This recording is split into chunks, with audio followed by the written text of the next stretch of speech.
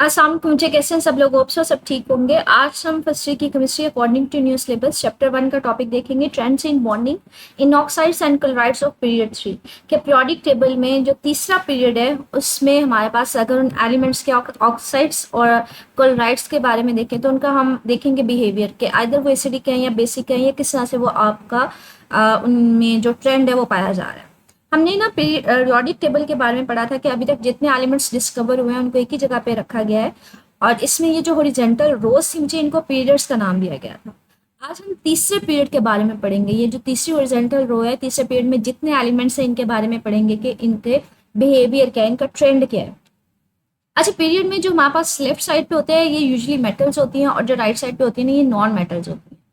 और दूसरा ये देखिए, हमने तीसरा पीरियड पढ़ना है लेकिन तीसरे पीरियड में हमारे पास ग्रुप्स हैं। कौन कौन सा? पहला ग्रुप, दूसरा ग्रुप और 13वां, 14वां, 15वां, 16वां, 17वां। अच्छा, इसको ना नॉर्मल मेटल्स में हम लोग ये दरमियान वाले एलिमेंट्स को इग्नोर कर देते हैं। नॉर्मल मेटल्स में हम सिर्फ पहला दूसरा लेते हैं और यहाँ से हम पढ़ना स्टार्ट करते हैं तीसरा, चौथा, पांचवां, छठा, सातवां।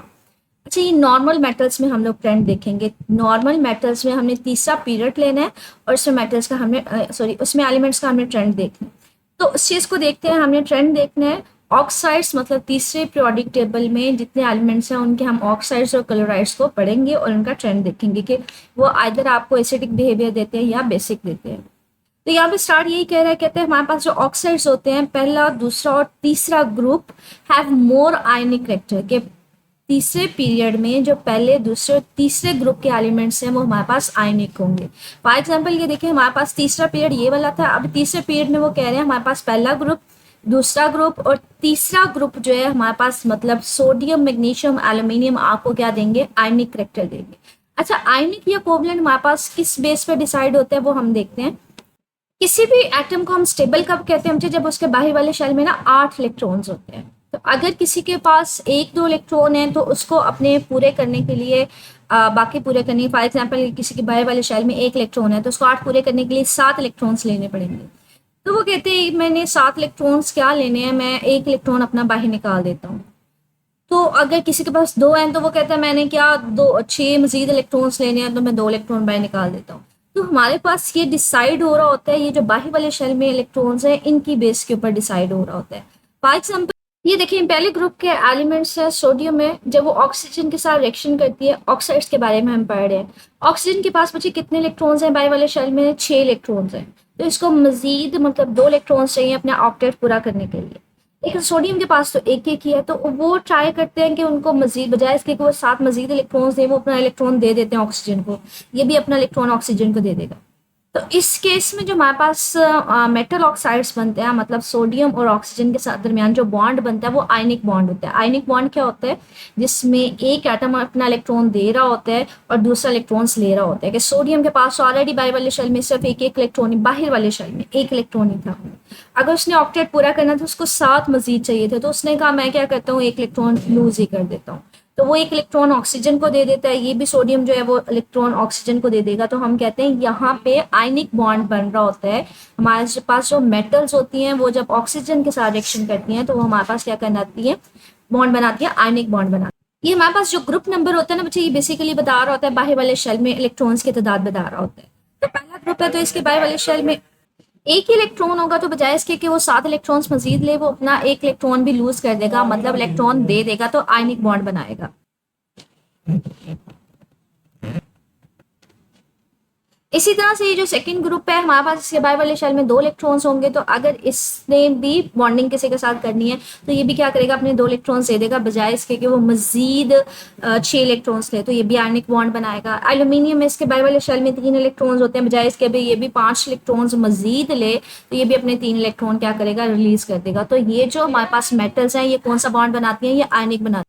और इनके जो ऑक्साइड्स होते हैं ये हमारे पास आयनिक बॉन्ड बनाते हैं और बहुत बड़े बड़े मॉलिक्यूल बनाते हैं। ठीक है, लेटेस्ट आयनिक 3 डायमेंशनल मॉलिक्यूल्स बनाते हैं जिनमें ऑपोजिट आयंस, मतलब हमारे पास जो मेटल्स हैं वो इलेक्ट्रॉन्स लूज कर रही होती हैं तो इनके ऊपर प्लस चार्ज होता है, ऑक्सीजन जब इलेक्ट्रॉन ले रहा होता है तो इसके ऊपर नेगेटिव चार्ज होता है। तो हमारे पास ऑपोजिटली चार्ज आयंस के दरमियान स्ट्रॉन्ग फोर्सेज होते हैं। अगर मैं आपको स्ट्रक्चर भी ये देखें, ये 3 डायमेंशनल हमारे पास स्ट्रक्चर होता है मेटालिक ऑक्साइड के, मतलब ये सोडियम ऑक्साइड है जिसमें सोडियम के ऊपर प्लस चार्ज होता है क्योंकि इसने अपना इलेक्ट्रॉन दिया होता है। ऑक्सीजन होते हैं हमारे पास, ऑक्सीजन के ऊपर नेगेटिव चार्ज होता है। तो ये हमारे पास 3 डायमेंशनल आयनिक स्ट्रक्चर होते हैं Na2O का। इसी तरह से मैग्नीशियम ऑक्साइड है जिसमें मैग्नीशियम के ऊपर प्लस चार्ज होता है, ऑक्सीजन के ऊपर नेगेटिव चार्ज होता है, क्योंकि मैग्नीशियम ने अपने इलेक्ट्रॉन दिए होते हैं, तो जिसकी वजह से उसके ऊपर प्लस चार्ज आ जाता है, ऑक्सीजन के ऊपर नेगेटिव चार्ज आ जाता है। इसी तरह से एल्यूमिनियम ऑक्साइड है, एल्यूमिनियम के ऊपर भी प्लस चार्ज होता है, ऑक्सीजन के ऊपर 2 चार्ज होता है, माइनस चार्ज होता है। तो ये भी हमारे पास ये 3 डायमेंशनल हमारे पास आयनिक स्ट्रक्चर बन रहे होते हैं ऑपोजिट चार्जेस के दरमियान, ठीक है। इसी तरह से कहते हैं अगर हम ग्रुप बात करें 4, 5, 6, 7, तो कहते हैं ये हमारे पास जो है ना ये कोवलेंट स्ट्रक्चर होता है। कोवलेंट स्ट्रक्चर क्यों होता है, अगर इसकी बेसिक्स हम देखें, अभी देखिए अगर चौथे है तो इसके पास 4 इलेक्ट्रॉन्स हैं, तो अगर बजाय इसके को अपने 4 इलेक्ट्रॉन ही दे दे, वो ट्राई करेगा कि मैं 4 किसी के साथ इलेक्ट्रॉन जो है वो ले लूं या शेयरिंग कर लूं। तो फास्फोरस है, इसके पास 5 है, बजाय इसके वो अपने 5 इलेक्ट्रॉन दे, अब उसको कम चाहिए, मतलब 3 इलेक्ट्रॉन सिर्फ चाहिए, तो वो क्या करेगा, वो चाह रहा होगा कि या तो इलेक्ट्रॉन ले ले या फिर शेयरिंग कर ले। तो हम कहते हैं ये वाले जो इलेक्ट्रॉन्स है ना जो राइट साइड पे हैं, ये ट्राई करते हैं ये शेयरिंग करके अपने 8 इलेक्ट्रॉन्स पूरे कर लें, क्योंकि इनके पास इलेक्ट्रॉन्स काफ़ी हद तक होते हैं, जैसे 4 हैं, 5 हैं, 6 हैं, तो ये ट्राई कर रहे होते हैं कि अगर ये शेयरिंग करके अपने 8 इलेक्ट्रॉन्स को क्या करें, पूरे करें। तो जो राइट साइड वाले होते हैं ये कोवलेंट बॉन्ड बनाते हैं, कोवलेंट बॉन्ड में बच्चे शेयरिंग हो रही होती है, ठीक है। जैसे अगर मैं आपको शो भी करवाऊं तो जैसे ये कार्बन है, इसके बाय वाले शेल में ना 4 इलेक्ट्रॉन्स हैं, ये ब्लैक कलर से शो किए हुए। अब इसको ऑक्टेट पूरा करने के लिए 4 मजीद चाहिए, तो ये अपने 4 इलेक्ट्रॉन देता नहीं है, बल्कि ये क्या करता है ऑक्सीजन के साथ शेयरिंग कर लेता है। तो इस तरह से अगर शेयरिंग हो रही हो तो वहां पे हम कहते हैं कौन सा बॉन्ड बना हुआ है, कोवलेंट बॉन्ड बना। और कोवलेंट बॉन्ड में हमारे पास कंपैरेटिवली वीक फोर्सेस होती हैं as compare to ionic bond, क्योंकि यहाँ पे हमने ये बात की है कि यहाँ पे ना शेयरिंग हुई होती है, तो शेयरिंग की वजह से कोवलेंट बॉन्ड बनता है, वो बड़े बड़े मॉलिक्यूल्स बने होते हैं हमारे पास यहाँ पे ना। जैसे ये देखिए कुछ हमारे पास सिलिकॉन ऑक्साइड का स्ट्रक्चर दिखाया हुआ है, सल्फर डाइऑक्साइड का स्ट्रक्चर दिखाया हुआ है, तो ये हमारे यहाँ पे ना कोवलेंट बॉन्डिंग हुई हुई है। और ये सिर्फ इतना सा मॉलिक्यूल नहीं होता, बल्कि ऐसे मॉलिक्यूल्स काफी ज्यादा एक दूसरे के साथ अटैच हुए होते हैं, ठीक है। इसी तरह से ये सल्फर डाइऑक्साइड है, आगे मजीद इसी तरह का जो सल्फर डाइऑक्साइड है वो एक दूसरे के साथ शेयरिंग करके ये बहुत बड़े मॉलिक्यूल्स, ऑक्सीजन के साथ मजीद सल्फर होगा, सल्फर के ऑक्सीजन के साथ फिर सल्फर होगा, तो ये हमारे पास बहुत बड़े बड़े मॉलिक्यूल्स की फॉर्म में मौजूद होते हैं। कहते हैं वैसे इनमें जो हमारे पास कोवलेंट बॉन्ड क्यों बन रहे होते हैं, कहते हैं ये बेसिकली रीजन ये होती है कि इनमें इलेक्ट्रोनेगेटिविटी का इतना ज्यादा डिफरेंस नहीं होता। मैंने आपको बता दिया इलेक्ट्रोनेगेटिविटी का डिफरेंस यही होता है कि हमारे पास जो लेफ्ट साइड पे एलिमेंट्स होते हैं वो बड़ी जल्दी इलेक्ट्रॉन रिलीज कर देते हैं, इलेक्ट्रोपॉजिटिव होते हैं, लेकिन जो राइट साइड वाले होते हैं वो इलेक्ट्रॉन गेन कर रहे होते हैं, तो इलेक्ट्रोनेगेटिव होते हैं। तो हम कहते हैं लेकिन जैसे जैसे आप इस साइड पे आते जा रहे हैं राइट साइड पे, तो हमारे पास ये सारे इलेक्ट्रोनेगेटिव वाली साइड पे शिफ्ट हो रहे हैं, इतना ज्यादा डिफरेंस नहीं रहता। पहले देखे सोडियम में और ऑक्सीजन में ज्यादा डिफरेंस था, लेकिन अगर आप फास्फोरस या सिलिकॉन में देखें तो इतना ज्यादा इलेक्ट्रोनेगेटिविटी का डिफरेंस नहीं है। ये भी इलेक्ट्रॉन ट्राई कर रहे होते हैं कि मैं ना लूज करूं, फास्फोरस भी ट्राई कर रहा होता है इलेक्ट्रॉन में ना लूज करूं, मतलब इलेक्ट्रोनेगेटिव वाली साइड पे वो जा रहे होते हैं, वो ट्राई कर रहे होते हैं कि अगर उनके पास 5 इलेक्ट्रॉन है तो वो 3 ले लें, या 4 इलेक्ट्रॉन है तो वो 4 ले लें। तो हम कहते हैं कम इलेक्ट्रोनेगेटिविटी डिफरेंस होता है, मतलब वो अपना इलेक्ट्रॉन लूज नहीं करना चाहते। तो ये हमारे पास ट्रेंड है ऑक्साइड्स का, ठीक है, कि जो मेटल्स होती हैं वो आपको आयनिक देती हैं और जो नॉन मेटल्स होती हैं वो आपको कोवलेंट मॉलिक्यूल्स देती हैं।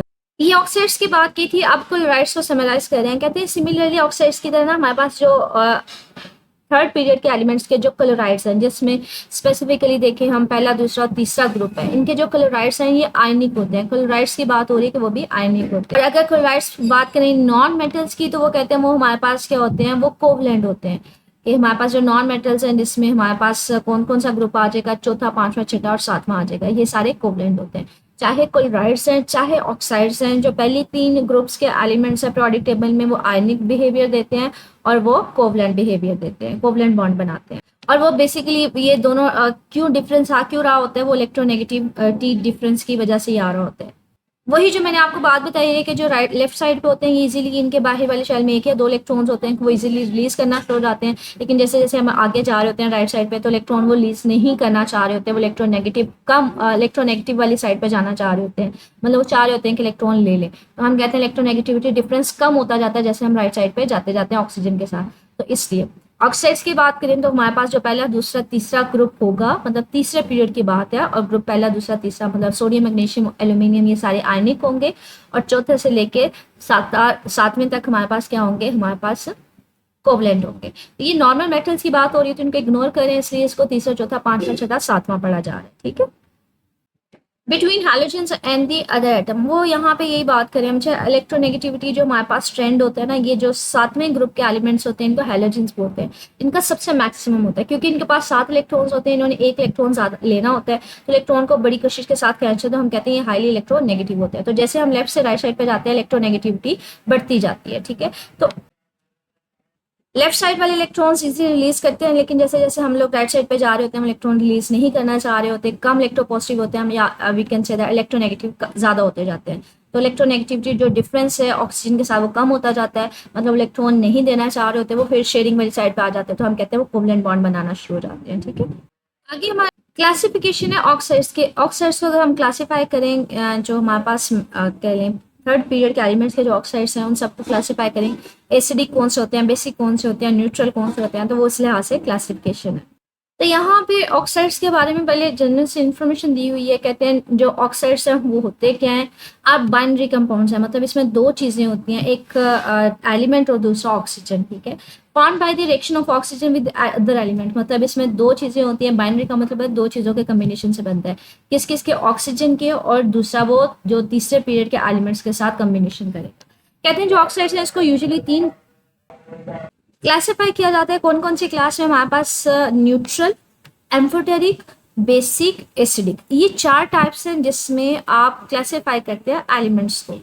तो सबसे पहले देखते हैं हमें बेसिक ऑक्साइड्स है ये कौन से पीरियोडिक टेबल में कौन से एलिमेंट्स हमें बेसिक ऑक्साइड्स देते हैं, मतलब किन एलिमेंट्स के जो ऑक्साइड्स हैं वो बेसिक होते हैं। कहते हैं बेसिक ऑक्साइड, पहले हम देखें वो होता है क्या है, बनता कैसे है। कहते हैं जो बेसिक ऑक्साइड होता है ये ऑक्साइड होता है जब हमारे पास आप कह लें कि वाटर को रिएक्ट वाटर के साथ रिएक्ट करवाने पे आपको अल्कली देता है। मतलब बेसिक ऑक्साइड्स हम किनको कहते हैं, उनको कहते हैं जो अगर उनको पानी में हल किया जाए तो वो आपको क्या बना के दे दें, वो आपको अल्कली बना के दे दें, बेस बना के दे दें। तो ऐसी चीज़ें जो पानी में हल होने पे, ऐसे ऑक्साइड्स जो पानी में हल होने पे आपको अल्कलीस या बेस बना के देते हैं, वो हमारे पास क्या होते हैं, बेसिक ऑक्साइड्स। कहते हैं मोस्ट कॉमनली बेसिक ऑक्साइड्स बनाते हैं कौन सा, ये मेटल्स बनाती हैं। और इसमें कौन कौन से मेटल्स बनाती हैं, फर्स्ट ग्रुप और सेकंड ग्रुप के जो हमारे पास ऑक्साइड्स होते हैं, इन दो मेटल ग्रुप की जो मेटल्स होती हैं वो उनके ऑक्साइड्स आपको बेसिकली अल्कलीस बना के देते हैं जब पानी में उनको हल किया जाता है। तो ये देखिए ये हमारे पास पहले ग्रुप का एलिमेंट है। तो सोडियम ऑक्साइड जो है हमारे पास फर्स्ट ग्रुप के मेटल है। ये जब ऑक्साइड, मतलब इसका ऑक्साइड जब पानी में हल होता है तो ये आपको बेस बना के देता है, अल्कली बना के देता है। तो इसलिए इस मेटल ऑक्साइड को बेसिक ऑक्साइड से कहते हैं। इसी तरह से ये ग्रुप 2 के एलिमेंट है। कैल्शियम ऑक्साइड जब उसने ऑक्सीजन के साथ रिएक्ट किया तो उसको कैल्शियम ऑक्साइड बोलते हैं। जब इसको पानी में हल करते हैं तो ये भी आपको बेस बना के देता है, अल्की बना के देता है। तो इसलिए कहते हैं हमारे पास ये भी क्या है, बेसिक ऑक्साइड्स है। तो कहते हैं हमारे पास जो पहले ग्रुप के और दूसरे ग्रुप के जो एलिमेंट्स हैं वो हमारे पास क्या, ऑक्साइड्स को जब पानी में हल करते हैं तो वो आपको बेसिस बना के देते हैं, इसलिए उनको बेसिक ऑक्साइड्स कहते हैं, ठीक है। इसी तरह से एसिडिक ऑक्साइड्स हैं हमारे पास। तो एसिडिक ऑक्साइड्स ऐसे ऑक्साइड्स होंगे जो पानी के साथ रिएक्शन करके आपको क्या देंगे, एसिड्स बना के देंगे। कहते हैं यूजुअली हमारे पास पीरियोडिक टेबल में जो नॉन मेटल्स होती हैं, वो जिनके दरमियान हमारे पास कोवलेंट बॉन्ड बना होता है, वो जब हमारे पास पानी के साथ रिएक्शन करती हैं तो वो आपको क्या बना के देती हैं, वो एसिड बना के देती हैं, ठीक है। तो ये देखिए हमारे पास नॉन मेटल्स के ऑक्साइड्स हैं, जब वो पानी के साथ रिएक्शन कर रहे हैं तो आपको एसिड बना के दे रहे हैं, ठीक है। लाइक ये फास्फोरस ट्राईऑक्साइड जब पानी के साथ रिएक्शन कर रहा है तो आप फास्फोरिक एसिड बना के दे रहा है। इसी तरह से सल्फर डाइऑक्साइड जब वो पानी के साथ रिएक्शन कर रहा है तो आपको सल्फोरिक एसिड बना के दे रहा है। तो हमारे पास ये जो नॉन मेटल्स के ऑक्साइड्स हैं ये पानी के साथ रिएक्शन करने पे आपको क्या बना के दे रहे हैं, एसिड्स बना के दे रहे हैं। इसका मतलब है हमने ये पढ़ा कि जो इस बेसिक ऑक्साइड्स होंगे वो कौन से होते हैं, जो मेटालिक ऑक्साइड्स होते हैं जिसमें यूजुअली पहला और दूसरे ग्रुप के एलिमेंट्स होते हैं, वो आपको क्या देते हैं, पानी के साथ जब रिएक्शन करते हैं तो बेसिस बना के देते हैं। और एसिड ऑक्साइड क्या होंगे, एसिडिक ऑक्साइड्स जो हमारे पास नॉन मेटल्स होती हैं, वो जब हमारे पास पानी के साथ रिएक्शन करती हैं तो वो आपको एसिड्स बना के देती हैं, ठीक है। इसी तरह से ये देखें हमारे पास कहते हैं ये जो नॉन मेटल्स के ऑक्साइड्स होते हैं ये एसिडिक होते हैं, क्यों, क्योंकि ये बेसिस का साथ रिएक्शन करके आपको रिएक्शन दे रहे होते हैं। जैसे हमारे पास सिलिकॉन डाइऑक्साइड है, जब वो बेस के साथ रिएक्शन कर रहा है तो आपको वो रिएक्शन दे रहा है, ठीक है। मतलब वो सोडियम सिलिकेट बना के दे रहा है और साथ में पानी दे रहा है। इसी तरह से हमारे पास फास्फोरस ऑक्साइड है, ट्राईऑक्साइड है, वो भी बेस के साथ रिएक्शन कर रहा है तो वो भी आपको रिएक्शन कन्वर्ट करवा के दे रहा है, मतलब सोडियम फास्फेट दे रहा है। इसी तरह से सल्फर डाइऑक्साइड है तो वो आपको बेस के साथ रिएक्शन कर रहा है तो वो आपको दे रहा है सोडियम सल्फेट। तो ये हमारे पास बेसिकली एसिडिक ऑक्साइड्स हैं। आगे वो कह रहे हैं इनके जो नॉन मेटल्स के ऑक्साइड्स हैं ये बेसिकली एसिड से होते हैं क्योंकि ये बेसिस के साथ रिएक्शन कर सकते हैं। आगे हमारे पास है एम्फोटेरिक। एम्फोटेरिक बच्चे उसको बोलते हैं जिसका करेक्टर इन बिटवीन होता है, वो एसिडिक के तौर पे भी बिहेव कर लेते हैं, वो बेसिक के तौर पे भी बिहेव करते हैं। तो यहाँ पे यही कह रहे हैं जो एम्फोटेरिक ऑक्साइड्स हैं वो दोनों होते हैं, मतलब वो एसिड्स के साथ भी रिएक्शन कर सकते हैं, वो बेसिस के साथ भी रिएक्शन कर सकते हैं। ये डिपेंड करते हैं कि वो किसके साथ रिएक्शन कर रहे हैं, तो उस चीज़ के ऊपर डिपेंड करेगा वो वहाँ पे एसिड के तौर पे बिहेव करेंगे या बेस के तौर पे। इसमें कहते हैं जो मेटल्स में जो एल्यूमिनियम मेटल है, जो तीसरे ग्रुप की मेटल है, वो हमारे पास क्या होती है, उसके जो ऑक्साइड्स होते हैं वो बेसिकली हमारे पास एम्फोटेरिक होते हैं। मतलब एल्यूमिनियम ऑक्साइड जो है वो कभी हमारे पास रिएक्ट करेंगे बेस के तौर पे, कभी वो रिएक्ट करेंगे एसिड के तौर पे। फॉर एग्जाम्पल ये देखें एल्यूमिनियम ऑक्साइड है, वो जब एसिड के साथ रिएक्शन करती है तो यहाँ पे ये बेस के तौर पे रिएक्ट कर रही होती है, और यही जब एल्यूमिनियम ऑक्साइड है वो हमारे पास बेस के साथ रिएक्ट करती है तो ये हमारे पास एसिड के तौर पे रिएक्ट करेगी। तो ये डिपेंड करता है कि ये बिहेवियर किसके ऊपर डिपेंड करेगा, ये डिपेंड कर रहा है कि वो रिएक्शन किसके साथ कर रहा है। लाइक ये हमारे पास हाइड्रोक्लोरिक एसिड के साथ रिएक्शन करती है तो हमारे पास एल्यूमिनियम ट्राई क्लोराइड बना देती है, साथ में वाटर बना देती है। इसी तरह से हमारे पास एल्यूमिनियम ऑक्साइड जो वो हमारे पास सोडियम ऑक्साइड के साथ रिएक्शन करती है तो हमारे पास ये सोडियम एल्यूमिनेट बना देती है, साथ में वाटर बना देती है। तो ये डिपेंड करता है कि वो किसके ऊपर साथ रिएक्शन करेगी, उस बेस पे वो डिसाइड हो रहा होता है कि वो वहाँ पे either as a base react करेगी या फिर एसिड। तो एम्फोटेरिक यहाँ पे हमारे पास बचे जो थर्ड ग्रुप के एलिमेंट है एल्यूमिनियम ऑक्साइड, वो बिहेव करेंगे।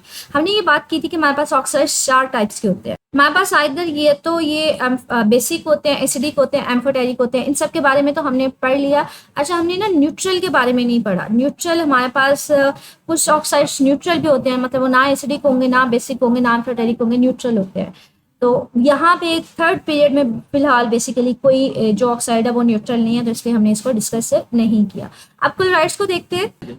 क्लासिफिकेशन ऑफ क्लोराइड्स कहते हैं अगर क्लोरीन किसी भी थर्ड पीरियड के एलिमेंट के साथ कंबाइन होती है तो हमारे पास हम उसको नाम दे देते हैं क्लोराइड्स का। तो यहाँ पे ये कह रहे हैं chlorine form compounds with any other element of the third period. हम लोग थर्ड पीरियड को बात कर रहे हैं, उसको स्पेसिफाई कर रहे हैं, तो इसलिए हम सिर्फ उनके एलिमेंट्स लेंगे, तो उनको नाम दिया जाएगा क्लोराइड्स का। कहते हैं क्लोराइड्स के हमारे पास बिहेवियर को चेक करेंगे जब उनको पानी में हल करते हैं, आइदर वो बिहेवियर एसिडिक है या न्यूट्रल है। तो यहाँ पे हम 2 बिहेवियर चेक करेंगे कि कौन से क्लोराइड्स एसिडिक बिहेवियर देंगे और कौन से क्लोराइड्स हमें न्यूट्रल बिहेवियर देंगे। तो उनको देखते हैं। Let's see the first one is neutral chlorides, के मतलब ऐसे क्लोराइड्स जो न्यूट्रल बिहेवियर देते हैं, ना तो वो एसिडिक होते हैं ना वो बेसिक होते हैं। Neutral chlorides are salts that, कहते हैं जो न्यूट्रल क्लोराइड्स होते हैं वो बेसिकली हमारे पास साल्ट्स होते हैं जिनको अगर पानी में हल किया जाएगा ना तो वो आपको ऐसा सोल्यूशन बना के देंगे जिसकी पीएच होगी वो 7 होगी या क्लोज टू 7 होगी। अच्छा, पीएच होती क्या बच्चे? पीएच हमारे पास एक स्केल होता है जिसके जरिए हम डिसाइड करते हैं कि कोई सा भी सोल्यूशन आइदर एसिडिक है या बेसिक है। पीएच की वैल्यू 0 से 14 तक होती है। 0 से 6 तक आए ना तो उसका मतलब होता है वो सोल्यूशन हमारे पास क्या है, वो एसिडिक है। अगर 6 to 7 के दरमियान में आए, मतलब 7 तक हमारे पास आए, तो हम इसको 7 को यूजुअली न्यूट्रल बोलते हैं, और आगे 14 तक हम उसको अल्कलाइन बोलते हैं। तो कहते हैं यूजुअली जो हमारे पास साल्ट होते हैं, मतलब पहले और दूसरे ग्रुप के जो क्लोराइड्स होते हैं, मेटल्स के क्लोराइड्स होते हैं, जब उनको पानी में हल किया जाता है तो जो सोल्यूशन आ रहा होता है ना उनकी पीएच क्लोज टू 7 होती है। ये 7 होती है, ये 7 के पास पास होती है, मतलब वो न्यूट्रल होते हैं। तो यहाँ पे यही बात करें, at the start of the period 3, तीसरा पीरियड जो है उसके स्टार्ट में कौन कौन से मेटल्स आते हैं? सोडियम और मैग्नीशियम। कहते हैं वो पानी के साथ रिएक्शन नहीं करती, अगर आप उनको पानी में हल करते हैं ना तो उनके आयन से लहदा हो जाते हैं, लेकिन जो सोल्यूशन आ रहा होता है बच्चे उसकी जो पीएच होती है वो ये 7 होती है, ये 6.5 होती है, मतलब 7 के पास पास होती है। तो हम कहते हैं ये न्यूट्रल हमें सोल्यूशन बना के दे रहे होते हैं। लाइक ये देखिए मेरे पास ये साल्ट है, मतलब पहले ग्रुप का मेटल क्लोराइड है, पहले ग्रुप का हमने क्लोरीन के साथ रिएक्शन देखा हुआ है, वो देखते हैं। तो आपके पास मेटल क्लोराइड है, पहले ग्रुप का क्लोराइड के साथ रिएक्शन है क्लोरीन के साथ, तो सोडियम क्लोराइड है, लेकिन इसको जब पानी में हल किया तो बच्चे ये देखिए इसके जो आयन है वो लहदा हो गया। सोडियम आयन लहदा हो गया, क्लोरीन आयन लहदा हो गया। अब क्लोरीन नेगेटिव चार्ज है तो जो पानी के वाटर मॉलिक्यूल्स का हाइड्रोजन वाला पार्ट है वो क्लोरीन के साथ आके अटैच होना शुरू हो गया। सोडियम के ऊपर प्लस चार्ज है तो हमारे पास जो वाटर मॉलिक्यूल का ऑक्सीजन वाला पार्ट है वो सोडियम के साथ आके अटैच होना शुरू हो गया। आयन से लहदा हो जाते हैं लेकिन ये सॉल्व नहीं होते, और इसकी अगर पीएच मालूम की जाए ना तो इसकी पीएच 7 होती है सोल्यूशन की, तो इसका मतलब है ये हमारे पास क्या है, न्यूट्रल है। इसी तरह से हम अगर बात करें कि हमारे पास मैग्नीशियम क्लोराइड है, तो मैग्नीशियम को जब पानी में मैग्नीशियम क्लोराइड को पानी में हल करते हैं तो हमारे पास क्या होता है, जो ऑक्सीजन का पानी का जो ऑक्सीजन वाला पार्ट है जिसके ऊपर नेगेटिव चार्ज होता है वो मैग्नीशियम को सराउंड कर लेता है, और जो हाइड्रोजन वाला पार्ट है वो क्लोरीन को सराउंड कर लेता है, मतलब उसके इर्द गिर्द आके इकट्ठे हो जाते हैं। तो ओवरऑल सोल्यूशन का पीएच मालूम करते हैं तो वो 6.5 होता है, मतलब ये भी हमारे पास क्या होता है, न्यूट्रल होता है। तो कहते हैं ग्रुप 1 और 2 के जो क्लोराइड्स हैं वो आपको कौन सा सोल्यूशन दे रहे होते हैं, वो आपको न्यूट्रल सोल्यूशन दे रहे हो, मतलब वो पानी के साथ रिएक्शंस नहीं करते, उनमें आयंस बन जाते हैं जिसको वाटर मॉलिक्यूल्स क्या कर रहे होते हैं, सराउंड कर रहे होते हैं। ठीक है, तो हम कहते हैं ये जो हमारे पास अगर किसी आयन को वाटर मॉलिक्यूल सराउंड कर ले तो हम उसको हाइड्रेटेड आयंस भी बोलते हैं, और इस प्रोसेस को हाइड्रेशन बोलते हैं। तो ये याद रखिएगा, ये शॉर्ट क्वेश्चन अलहदा से पूछा जा सकता है, हाइड्रेटेड आयंस कौन से होते हैं और हाइड्रेशन क्या होती है। तो अगर किसी आयन को, पॉजिटिव या नेगेटिव आयन को वाटर मॉलिक्यूल्स आकर सराउंड कर लें तो उनको हाइड्रेटेड आयंस बोलते हैं, और ये जो सराउंडिंग करने का प्रोसेस होता है इसको हाइड्रेशन बोलते हैं। तो इस टॉपिक में एक छोटा सा शॉर्ट क्वेश्चन बन रहा है। आगे हमारे पास आ जाता है एसिडिक क्लोराइड्स क्या होते हैं, और बेसिकली कौन से एलिमेंट्स थर्ड पीरियड में आपको एसिडिक क्लोराइड्स देते हैं उनके बारे में देखते हैं।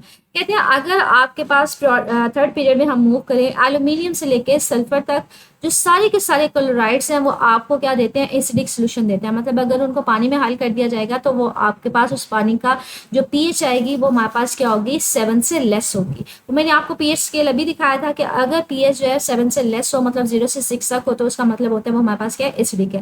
तो कहते हैं हमारे पास जो पीरियोडिक टेबल में एल्यूमिनियम से लेके, मतलब एल्यूमिनियम से लेके सल्फर तक, क्योंकि अब आप रिएक्शन किसके साथ देख रहे हैं, क्लोरीन के साथ, तो इसको तो ऐड नहीं करेंगे, सिर्फ यहाँ से यहाँ तक एल्यूमिनियम से सल्फर तक ये सारे जब क्लोरीन के साथ रिएक्शन करेंगे, मतलब इन सबके जो क्लोराइड्स हैं जब उनको पानी में हल करेंगे तो वो हमारे पास क्या देंगे, आपको एसिडिक मतलब बिहेवियर देंगे, मतलब उसकी पीएच क्या होगी, 7 से कम होगी। तो कहते हैं इनको प्रोसेस हो क्या रहा होता है वैसे बेसिकली, कहते हैं फॉर एग्जाम्पल हमारे पास एल्यूमिनियम ट्राइक्लोराइड है, अगर इसको पानी में हल करें तो ये देखिए एल्यूमिनियम ट्राइक्लोराइड है, इसको पानी में हल करें तो एल्यूमिनियम के ऊपर बच्चे जो चार्ज होता है ना वो हमारे पास प्लस चार्ज होता है और +3 चार्ज होता है। ठीक है, और अगर क्लोरीन की बात करें तो उसके ऊपर कौन सा होता है, नेगेटिव चार्ज होता है। अगर इसको पानी में हल करते हैं तो एल्यूमिनियम क्या करता है, जो हार्ड पानी का इसके ऊपर प्लस चार्ज है ना, तो ये क्या करेगा, पानी का ऑक्सीजन वाला पार्ट है उसको कैप्चर कर लेगा, उसके साथ बॉन्डिंग बनाएगा, और क्लोरीन के ऊपर नेगेटिव चार्ज होता है तो ये क्या करेगा, हाइड्रोजन के साथ बॉन्डिंग बनाएगा।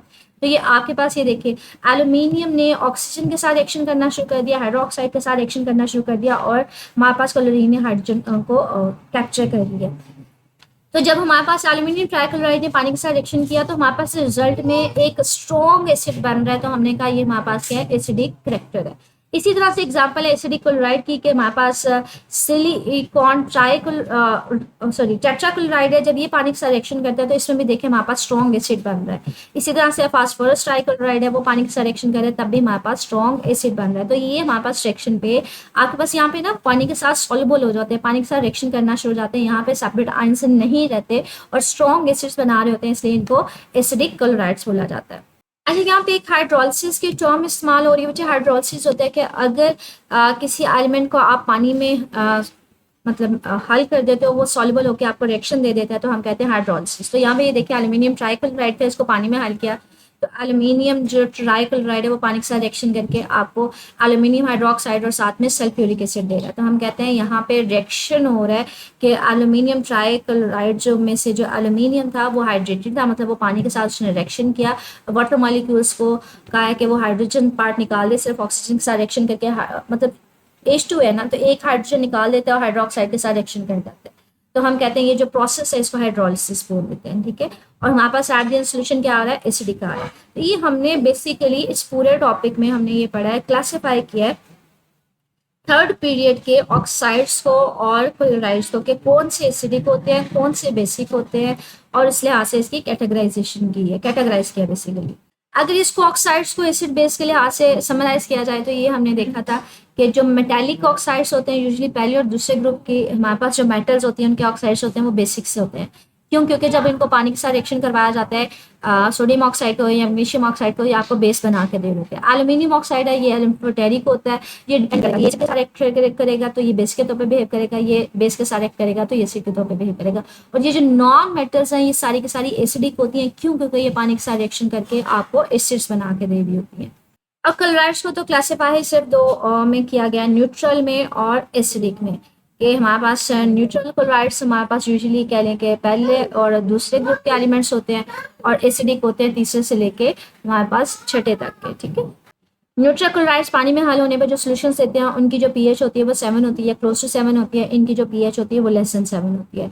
ये पानी में आयंस प्रेजेंट होते हैं, मतलब वो सोल्यूबल तो होते हैं लेकिन कह लें कि मिक्स नहीं होते, आयंस के फॉर्म में मौजूद होते हैं जिनके इर्द गिर्द वो वाटर मॉलिक्यूल्स आके इकट्ठे होना शुरू हो जाते हैं। जैसे ये देखें, ये एक्वस का मतलब है सोडियम आयंस के इर्द गिर्द पानी के मॉलिक्यूल्स आके इकट्ठा होना शुरू हो गए हैं, ठीक है। तो हम कहते हैं ये हाइड्रेटेड आयंस है और इसको हाइड्रेशन बोलते हैं। हाइड्रेशन का मतलब होता है पानी का इकट्ठा होना आके आयंस के इर्द गिर्द। और यहाँ पे जो हमारे पास आयंस वो रिएक्शन कर जाते हैं हमारे पास वाटर मॉलिक्यूल्स के साथ, हाइड्रोक्साइड के साथ, और हाइड्रोजन निकाल देते हैं। हाइड्रोजन जो है वो क्लोरीन के साथ मिलके क्लोरिक हाइड्रोक्लोरिक एसिड मतलब स्ट्रॉन्ग एसिड बना देता है। तो ये लॉन्ग क्वेश्चन है, इंपॉर्टेंट लॉन्ग क्वेश्चन है ओवरऑल एक्सरसाइज में अगर देखें तो। ये देखें डिस्क्रिप्टिव क्वेश्चन है आपके पास। सेकंड क्वेश्चन है, explain with the help of equations, equations की मदद से एक्सप्लेन करें acidic and basic behaviour oxides and chlorides. क्या आपने एसिडिक और बेसिक बताने हैं बिहेवियर किसके, ऑक्साइड्स के और क्लोराइड्स के। तो इसमें आज वाला टॉपिक आ जाएगा। इसके अलावा अगर इसमें क्वेश्चन देखें तो ये शॉर्ट क्वेश्चन है, कहते हैं consider the chlorides of sodium magnesium and phosphorus. कि आपके पास क्लोराइड्स दिए हुए हैं, कहते हैं क्लासिफाई करें इन क्लोराइड्स को एसिडिक में, बेसिक में और न्यूट्रल में, ठीक है। जिसमें हमने ये पढ़ा था कि आज के टॉपिक में हमने पढ़ा है कि जो पहले और दूसरे ग्रुप के क्लोराइड्स हैं वो आपको कौन सा बिहेवियर देते हैं, वो न्यूट्रल देते हैं। क्योंकि जब इनको पानी के समय ऐड किया जाता है तो ये इनका जो सोल्यूशन होता है, इनकी पीएच जो होती है वो 7 होती है, 7 के क्लोज होती है। जैसे NaCl की 7 होती है, NaCl2 की आपके पास 6.5 होती है। और फास्फोरस पेंटाक्लोराइड है, ये हमारे पास बच्चे इसका जो होगा ये नॉन मेटल है तो ये आपको देगा एसिडिक देगा। क्यों? क्योंकि ये एसिड बना देता है जब इसको पानी के साथ रिएक्शन करवाया जाता है। तो यहाँ पे ये देखें फास्फोरस पेंटाक्लोराइड है, वो पानी के साथ रिएक्शन कर रहा है तो वो आपको एसिड्स बना के दे रहा है, ठीक है। HCl बना के दे रहा है, फास्फोरिक एसिड बना के दे रहा है। तो हम कहते हैं ये एसिडिक होते हैं और ये दोनों आपको क्या बना के दे रहे होते हैं, न्यूट्रल होते हैं, ठीक है। अच्छा, पहले में सिर्फ आपने बताना था एसिडिक कौन सा और बेसिक कौन सा, दूसरे में आपने रीजन बतानी थी सेकंड पार्ट में, वो मैंने आपको बता दिए। आप इसके साथ क्वेश्चन में जो हमने टॉपिक में क्वेश्चंस लिखी थी वो लिख सकते हैं कि ये वाली 2 क्वेश्चंस के जब इनको पानी में हल किया जाता है तो आयंस की फॉर्म में होते हैं, जो सोल्यूशन की पीएच होती है वो 7 होती है या 6.5 होती है, और हम लोग यहाँ से कहते हैं कि हमारे पास न्यूट्रल है। और दूसरे केस में आप वैसे इसको समराइज में आपको एग्जैक्ट आंसर ही दिखा देती हूँ। ये देखें कि इनको पानी में हल किया तो ये आयंस की फॉर्म में और सोल्यूशन की जो पीएच है वो 7 है और इसकी 6.5 है। तो हमने कहा ये न्यूट्रल है क्योंकि या तो ये 7 है, ये क्लोज टू 7 है। और आपके पास फास्फोरस पेंटाक्लोराइड है, जब उसको पानी में हल किया तो आपको एसिड्स बना के दे रहा है, हाइड्रोक्लोरिक एसिड और फास्फोरिक एसिड, तो इसलिए हम कहते हैं ये एसिडिक सोल्यूशन है, ठीक है। अच्छा, इसी टॉपिक के नीचे ना एक क्विक चेक है 1.8, इसके क्वेश्चन देखते हैं। कहते हैं zinc oxide react with HCl and zinc chloride, मतलब जिंक ऑक्साइड है और वो एसिड के साथ रिएक्ट कर रहा है, जिंक क्लोराइड है वो बेस के साथ रिएक्ट कर रहा है। कहते हैं इन दोनों के इक्वेशंस लिखें और प्रेडिक्ट करें कि हमारे पास ये किस टाइप के ऑक्साइड्स होंगे और क्लोराइड्स होंगे, ठीक है। तो इसकी आपने प्रोडिक्शन देनी है, मतलब एसिडिक होंगे या बेसिक होंगे। कहते हैं बेसिकली हमारे पास जो जिंक ऑक्साइड है वो एम्फोटेरिक है। एम्फोटेरिक का मतलब होता है वो एसिडिक भी होता है और वो बेसिक भी होता है। आइए देखिए, जो जिंक ऑक्साइड है वो हमारे पास किसके साथ रिएक्ट कर रहा है, HCl के साथ रिएक्ट कर रहा है। यहाँ भी देखिए जिंक ऑक्साइड जो है वो HCl के साथ, यहाँ पे बेसिकली मिस्टेकनली लिखा गया है H2SO4, यहाँ पे HCl है। ये देखिए जिंक ऑक्साइड जो है वो हाइड्रोक्लोरिक एसिड के साथ रिएक्ट करता है तो जिंक क्लोराइड दे देता है और साथ में आपको पानी बना के देता है। तो मतलब यहाँ पे आप HCl लिख लीजिएगा, ठीक है, यहाँ पे HCl आ जाएगा तो ये आपको जिंक क्लोराइड बना के देगा, ठीक है। दूसरा वो कहते हैं हमारे पास जो जिंक ऑक्साइड ने एसिड के साथ रिएक्ट किया HCl के साथ तो आपको जिंक क्लोराइड बना के दे दिया और साथ में वाटर मॉलिक्यूल दे दिया। अब वो जिंक ऑक्साइड को रिएक्शन करवा रहा है बेस के साथ, NaOH के साथ। तो जब वो NaOH के साथ रिएक्शन करता है तो हमारे पास उसके अकॉर्डिंगली सोडियम जिंकेट बना कर देता है और साथ में हमारे पास वाटर मॉलिक्यूल आ जाता है। ये वाटर मॉलिक्यूल्स बच्चे यहाँ पे मिस्टेकनली लिखा गया, ये बेसिकली यहाँ पे राइट साइड पे आएगा कि जब हमारे पास जिंक ऑक्साइड जो है वो सोडियम हाइड्रोक्साइड के साथ रिएक्शन करेगा, सोडियम जिंकेट बना के देगा, साथ में वाटर मॉलिक्यूल बना के देगा। अब ये देखिए जिंक ऑक्साइड हमारे पास एसिड के साथ भी रिएक्ट कर रहा है, जिंक ऑक्साइड बेस के साथ भी रिएक्ट कर रहा है। तो यहाँ पे आपको बता रहा है कि प्रोडक्ट ये बन रहे हैं कि जिंक ऑक्साइड जो है वो एसिड के साथ रिएक्ट कर रहा है तो हमारे पास प्रोडक्ट ये आ रहा है, और जिंक ऑक्साइड हमारे पास बेस के साथ रिएक्ट कर रहा है तो प्रोडक्ट ये आ रहा है, दोनों में रिएक्शंस हो रहा है। तो बच्चे इसका मतलब है जिंक ऑक्साइड जो है वो बेसिकली हमारे पास दोनों तरह से बिहेव करता है, वो एसिड के तौर पर भी बिहेव करता है, वो बेस के तौर पर भी बिहेव करता है। जिंक ऑक्साइड एसिड के साथ रिएक्ट करेगा तो मतलब ये बेस के तौर पे बिहेव करेगा, और जिंक ऑक्साइड अगर बेस से रिएक्ट करेगा तो वो हमारे पास एसिड के तौर पे बिहेव करेगा, ठीक है। और यहाँ पे ये जो प्रोडक्ट आ रहा है उससे भी आइडिया हो रहा है कि हमारे पास ये बेसिक कैरेक्टर यहाँ पे शो कर रहा है और यहाँ पे ये एसिडिक कैरेक्टर शो कर रहा है, ठीक है। अगला हमारे पास क्विक चेक है, कहते हैं why aluminium trichloride is an acidic halide but NaCl not, कि ये एसिडिक हैलाइड है और ये हमारे पास नहीं है। ये तो हमने आज वाले टॉपिक में भी पढ़ा था कि NaCl जो है बच्चे ये पानी में हल होकर आयन से अलहदा हो जाते हैं और जो इसकी pH होती है वो 7 होती है, तो वो न्यूट्रल होती है। लेकिन एल्यूमिनियम ट्राइक्लोराइड हमने ये कहा था कि जब पानी में हल होता है कि रिएक्शन दे देता है आपको, और इसकी जो pH आएगी सोल्यूशन की वो हमारे पास <7 होती है। तो वो यहाँ पे इसी रिएक्शन को शो करवा रहा है कि ये देखिए एल्यूमिनियम ट्राइक्लोराइड पानी के साथ रिएक्शन करके आपको प्रोडक्ट दे रहा है एल्यूमिनियम ट्राई हाइड्रोक्साइड, और साथ में आपको एसिड बना के दे रहा है। तो जो हमारे पास सोल्यूशन आएगा बच्चे वो एसिडिक होगा, मतलब उसकी pH जो होगी वो <7 होगी। लेकिन जो NaCl है उसको पानी में हल करेंगे ना तो हमारे पास उसके आयन से अलग हो जाएंगे। उसके लिए हमने आज के टॉपिक में रिएक्शन दे कि NaCl हमारे पास ये न्यूट्रल है, क्यों? क्योंकि जब इसको पानी में हल करते हैं तो सोडियम आयन से अलग हो जाते हैं, क्लोरीन आयन से अलग हो जाते हैं, और आपके पास जो सोल्यूशन होती है उसकी pH 7 होती है, तो हम कहते हैं ये न्यूट्रल है। ये एल्यूमिनियम ट्राइक्लोराइड के बारे में हमने ये टॉपिक में पढ़ा था कि जब इसको पानी में हल करते हैं तो ये आपको रिएक्शन दे देता है और साथ में आपको हाइड्रोक्लोरिक एसिड दे देता है। प्योरली एसिडिक ये सोल्यूशन हो जाता है, इसकी pH <7 होती है, इसलिए ये एसिडिक होता है। ठीक है, आगे कह रहे हैं predict whether the chlorides of phosphorus pentachloride and nitrogen trichloride would be acidic basic or given reason. अच्छा, ये दोनों प्योरली एसिडिक होते हैं, क्यों? क्योंकि ये पानी में हल होने पे आपको एसिड्स बना के दे रहे होते हैं। तो फास्फोरस ट्राइक्लोराइड को पानी में हल करेंगे तो वो भी आपको एसिड बना के देगा।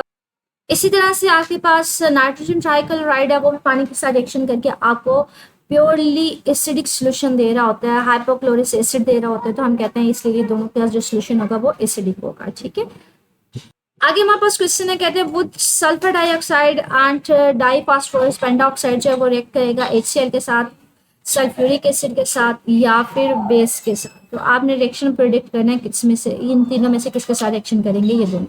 अच्छा, हमने पढ़ा था कि जो नॉन मेटल्स होती हैं, मतलब पीरियोडिक टेबल में जो राइट साइड पे मेटल्स होंगी वो हमारे पास एसिडिक होती हैं। तो अगर ये दोनों एसिडिक है इनके ऑक्साइड्स, तो हमारे पास ये किसके साथ रिएक्शन करेंगे, बेस के साथ रिएक्शन करेंगे, मतलब NaOH के साथ रिएक्शन करेंगे। तो यहाँ पे ये देखें, यही बता रहे हैं कि ये हमारे पास जो नॉन मेटल्स के ऑक्साइड्स थे वो हमारे पास एसिडिक इन नेचर थे, आज के टॉपिक में हमने पढ़ा है। तो इसलिए किसके साथ रिएक्शन करेंगे, ये बेसिस के साथ रिएक्शन करके आपको प्रोडक्ट दे देंगे। ठीक है, तो ये आपका टॉपिक था जो इम्पोर्टेंट है बच्चे लॉन्ग क्वेश्चन के परस्पेक्टिव से भी। इसमें जैसे क्विक चेक है वो नंबर ऑफ शॉर्ट क्वेश्चंस हैं, इसके अलावा इसमें ओवरऑल आपके पास ये लॉन्ग क्वेश्चन है, इसमें छोटे छोटे से शॉर्ट क्वेश्चन भी बन सकते हैं। जैसे आपके पास वैसे नॉर्मल ट्रेंड पूछ लें कि शॉर्ट क्वेश्चन में कि हमारे पास जो ऑक्साइड्स हैं या क्लोराइड्स हैं वो कौन से आयनिक होते हैं, कौन से हमारे पास कोवलेंट होते हैं। आप उसमें याद रखिएगा कि जो मेटालिक ऑक्साइड्स या क्लोराइड्स होते हैं वो आयनिक होते हैं, जो नॉन मेटालिक होते हैं वो हमारे पास कोवलेंट होते हैं। फिर क्लासिफिकेशन है उसकी बेस के ऊपर कि ऑक्साइड्स की हमारे पास अगर उसको कैटेगराइज करें, बेसिक कौन से हैं और एसिडिक कौन से हैं, एम्फोटेरिक कौन से हो सकते हैं। तो पहले और दूसरे ग्रुप के जो है वो हमारे पास बेसिक होते हैं, और तीसरे के जो होते हैं वो एम्फोटेरिक होते हैं, और जो चौथे से ऑनवर्ड होते हैं वो हमारे पास एसिडिक होते हैं। तो इसके क्वेश्चन हैं जो आपको प्रैक्टिस करनी पड़ेगी। ठीक है, आगे क्लोराइड्स हैं, क्लोराइड्स को दो कैटेगराइज में किया गया, दो क्लासेस में कैटेगराइज किया गया, न्यूट्रल में और हमारे पास एसिडिक में। न्यूट्रल में पहला और दूसरा आ जाएगा, ग्रुप के एलिमेंट्स आ जाएंगे, एसिडिक में तीसरे से लेके छठे तक के आ जाएंगे। अच्छा, न्यूट्रल क्लोराइड्स के ऊपर बच्चे लैदा से शॉर्ट क्वेश्चन भी बन सकते हैं, एसिडिक क्लोराइड्स के ऊपर लैदा से शॉर्ट क्वेश्चन भी बन सकते हैं। इसमें शॉर्ट क्वेश्चन हाइड्रेटेड आयंस और हाइड्रेशन क्या होती है, इसमें शॉर्ट क्वेश्चन हमारे पास हाइड्रोलिसिस क्या होता है। तो ये हमारे पास टॉपिक था, स्टिल इससे रिलेटेड बच्चे कुछ पूछना हो तो कमेंट सेक्शन पूछ लीजिएगा। ओके, अल्लाह हाफिज़।